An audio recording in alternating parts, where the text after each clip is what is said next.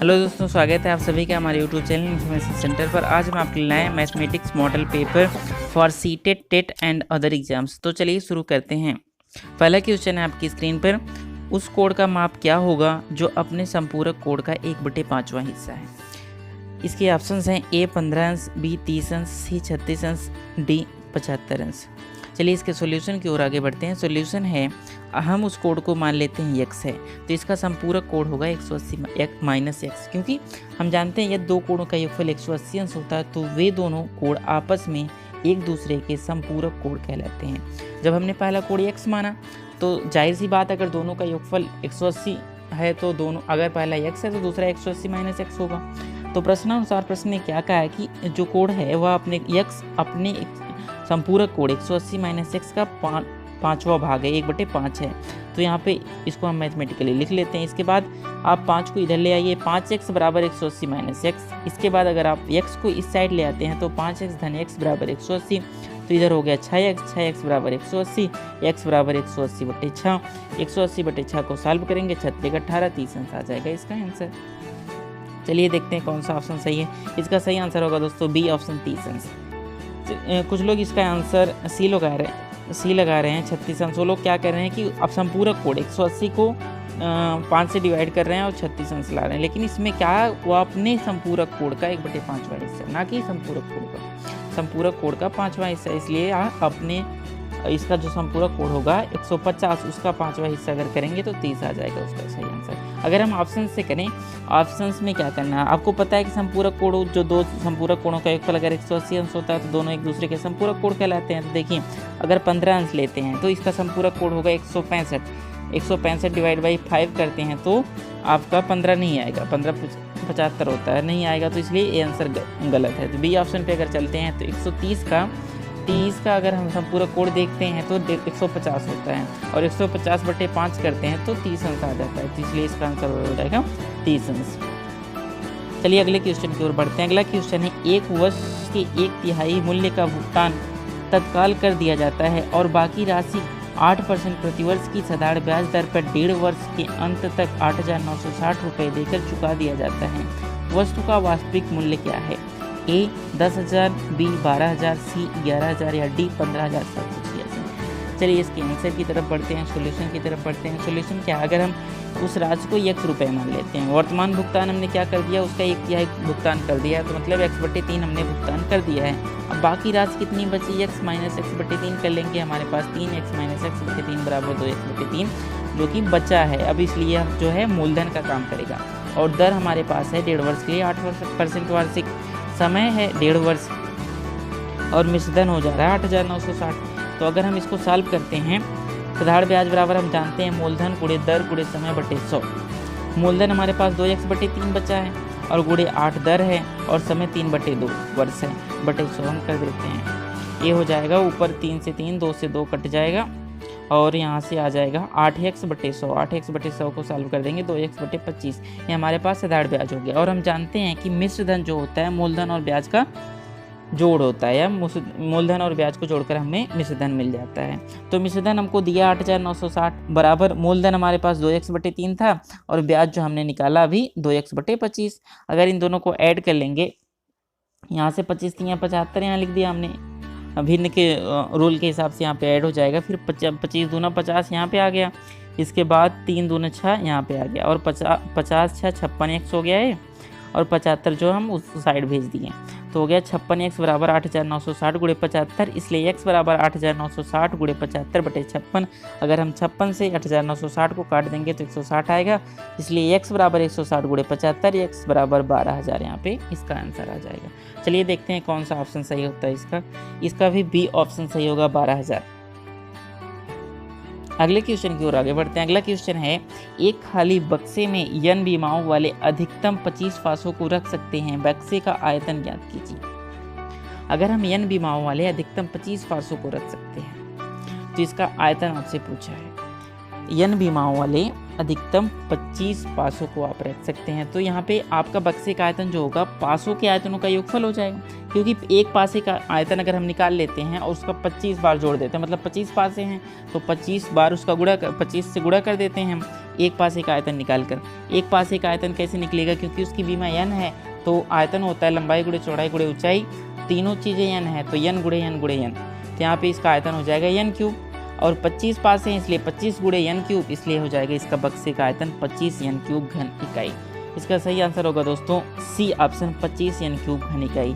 कई लोग इसमें क्या कर रहे हैं, 25 का भी 3 बार गुणा कर रहे हैं, 25 25 125 25 25 गुणे 25 कर रहे हैं, 15,625 n क्यूब ला रहे हैं, लेकिन इसमें 25 का गुणा नहीं होगा क्योंकि 25 तो एक नंबर है, और इसके बाद जो है आयतन जो है n, प्रत्येक घन का हम अगर आयतन निकाल लेते हैं, उन्हीं को आपस में 25 बार जोड़ देते हैं तो हमारे पास पूरे बक्से का आयतन आ जाएगा। चलिए अगले क्वेश्चन की ओर बढ़ते हैं। अगला क्वेश्चन है निम्नलिखित, ये जो है भागु जोग से भी रिलेटेड है, इसके बाद इसमें भिन्न का भी यूज हो रहा है, काफ़ी अच्छा क्वेश्चन है। यह है 1 सही 2/3 प्लस 2/3 भागे क्वेश्चन मार्क बटे 7 बराबर 1 सही 1/4 गुणे 2/3 भागे 1/4। इसको सॉल्व करके आपको बताना है। इसके ऑप्शंस हैं 1 बी 2.2 सी 1.2 डी 1.4। चलिए इसके सॉल्यूशन पार्ट की ओर चलते हैं, सॉल्यूशन करते हैं हम। अगर जो क्वेश्चन मार्क होता है उसको हम मान लेते हैं वो अज्ञात संख्या जो है p मान लेते हैं, तो हमको क्या करना है, भागु जोग नियम से सॉल्व करना है, फिर सिर्फ उस चीज़ को p मानकर। तो चलिए देखते हैं यहाँ पे 1 सही 2/3 को अगर हम सॉल्व करें, 3 के 3 धन 2 बराबर 5/3 हो गया। यहाँ पर धन 2/3 से हमने उतार लिया, भागे p/7, ये देखो p/7 जो भागे का निशान था क्वेश्चन मार्क की जगह हम p लिख दिए, p/7 हो गया, बराबर यहाँ से 4 के 4 1 5/4 हो गया, गुणे 2/3 हमने लिख दिया, फिर भागे 1/6, सेम चीज़ हमने ऊपर से उतार लिया। अब हम क्या कर सकते हैं, इसको 5/3 धन 2/3 यहाँ पे भागे को अगर हम सॉल्व करेंगे, p/7 जो है 7/p चेंज हो जाएगा, और बराबर जो यहाँ से 5/4 गुणे 2/3, और ये जो भागे 1/6 था इसको हम गुणे 1/6 में काउंट कर सकते हैं। यहाँ से 3 से हम 3 और 4 से इसको काट दिए हमने, 3 दूना 6, फिर 2 फिर 2 दूना 4 यहाँ आ गया, फिर 2 से ये कट गया पूरा।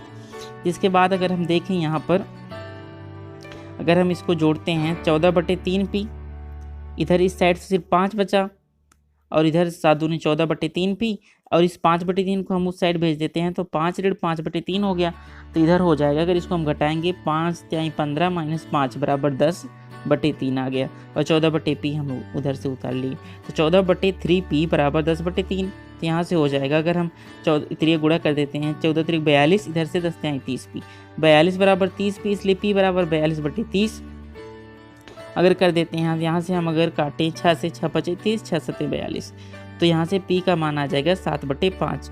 अगर 7/5 को हम दशमलव रूप में चेंज करते हैं तो 5 × 1 = 5 और 5 × 4 = 20, तो यहाँ से 1.4 इसका आंसर आ जाएगा।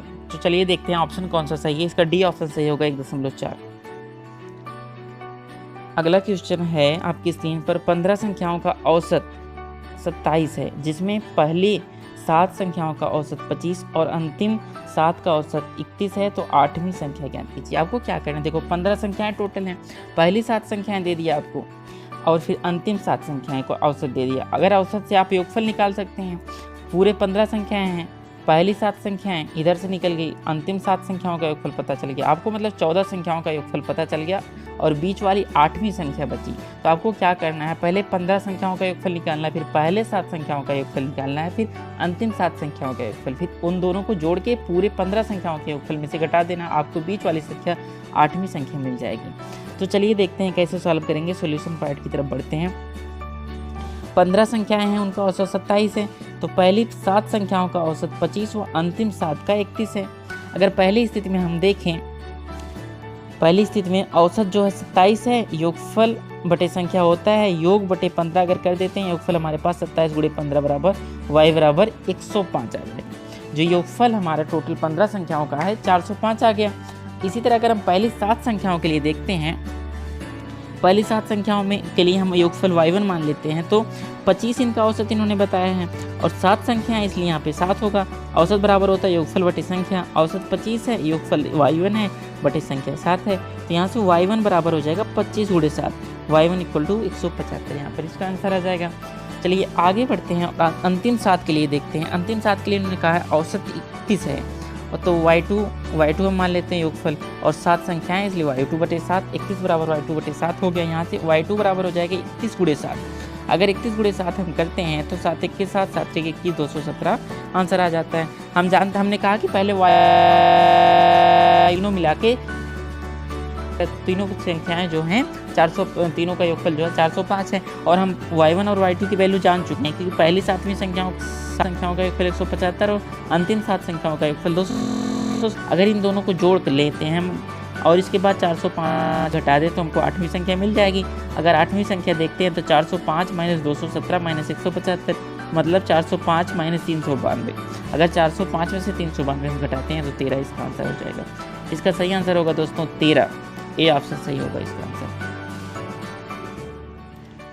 Thank you for watching. Subscribe करें हमारे चैनल को ऐसे ही वीडियोज पाने के लिए। Thank you.